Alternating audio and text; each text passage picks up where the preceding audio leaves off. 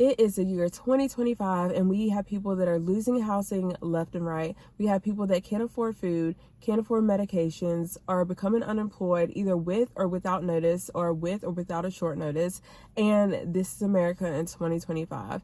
This is what I think needs to happen, or what people need to consider doing. I really think at this point people need to consider multi-generational living. And my thought process behind this is, and if you can't do multi-generational living, at least like get together with some friends or trusted people and consider moving in together to help cut costs. That's my reasoning. Everything is through the roof. People are having a hard time paying their rent, having a hard time paying their mortgage. And like I said, we are on an economic downward spiral with this country right now.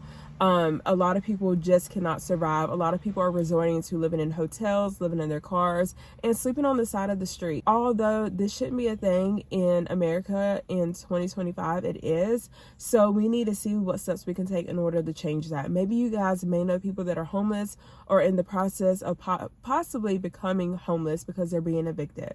So let me know in the comments if you know anybody that's personally experiencing homelessness at this time. I'm going to go ahead and say this. I do know that in the Spanish culture, in the Spanish community, it is very common to live with family members for a long time. My husband actually had a friend that he knew years and years ago, and what they actually did was, when it comes to a car, these guys I think were friends, and some of them were relatives as well, but they all lived together in an apartment. They all chipped in and paid the rent every single month, so it lessens the burden on just one person or even just two people, right? Not only that, how they did it was for a car. They would pool all of their money together and buy one person a car. Once that person's vehicle was paid for, they would move along to the next person, and they will pool all of their money together and get that person a car. Mind you, these cars were paid for too. That is a huge thing. I think so many people have massive debt, and it's not always just like your typical debt like housing and vehicles. I'm talking about people live off credit cards. I have had family members pull out stacks of credit cards like it's a flex or something, like it's a cool thing to do.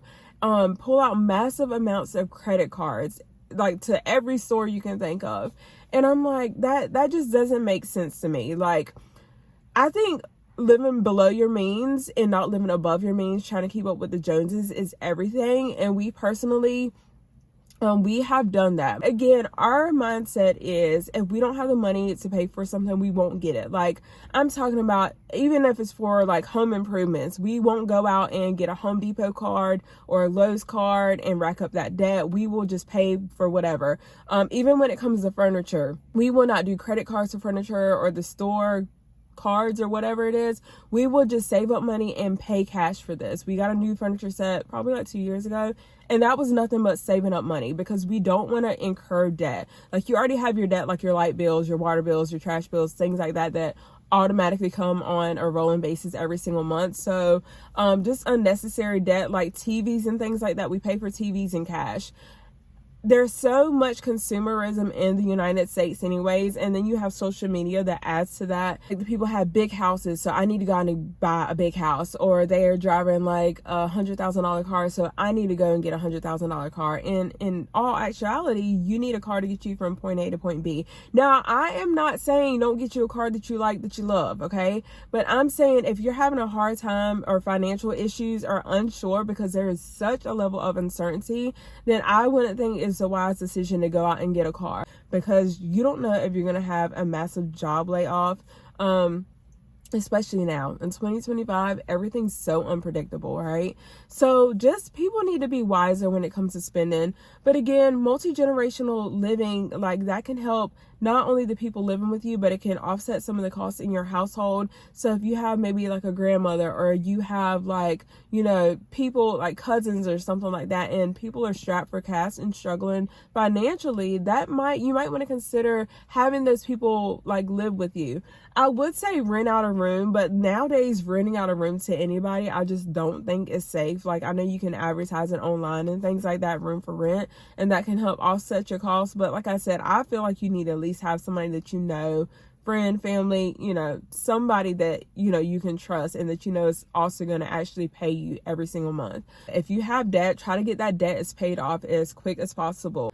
I've said this before and I'm going to keep on saying it. Look into different ways where you can not only make money, but save money. See where you have that extra spending and cut that spending out, or at least reduce it. Prioritizing what you're spending money on, not letting people make you feel bad for how you spend your money. And what you are not spending your money on, because like I said, I think a lot of people get caught up with not only consumerism but comparing their lives to other people's lives, and because this person went out and bought that, they feel like they need to go out and buy that. I do want to know if you guys have been able to cut costs anywhere. Where have you been able to save money? Have you been able to allocate money to another area because you are saving? What huge cuts or what, small cuts or changes have you made to your everyday living, your family dynamics, to help you guys survive during what we're going through? I personally feel like we are already in a recession. Are they going to outright say it? No, because obviously it's going to cause panic and fear and things like that. We are more so definitely heading towards a depression. Oncoming depression is what I'm thinking. And a lot of these things that people use in past depressions, I think we will need to use. I think we all need to learn how to cook more from scratch and save money. We all need to go back to being useful and resourceful and using our resources that we have. We've become so dependent on quick, and everything's got to be now, and just basic needs and basic things that we're taught and that have been the way of the past have been thrown to the wayside. We have electronics and everything now, and kids aren't even playing outside as much as they used to. So again, let me know where you guys are saving money. Paper towels are through the roof, so even if you swap those out for reusable cloths, even small changes like that, because that all adds up essentially. But I'm gonna go ahead and wrap this video up. You guys take care, stay safe, and I will see you guys in the next video.